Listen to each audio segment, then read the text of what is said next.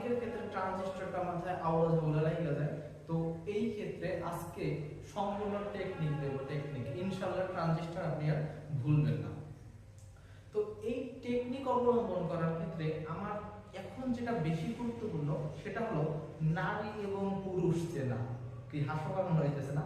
কিন্তু আসলেই নারী এবং পুরুষ চিনতে হবে যে নারী এবং পুরুষের ভিতরে কাহিনীটা কি ঘটে, ঠিক আছে? তো সেক্ষেত্রে আমাদের এখন আমরা ট্রানজিস্টরের ক্ষেত্রে কি দেখবো, নারী পুরুষ তত্ত্ব।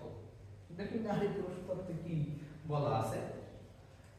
এখন আমরা নরমালি পজিটিভ এবং নেগেটিভটা ভালো করে চিনি নাকি?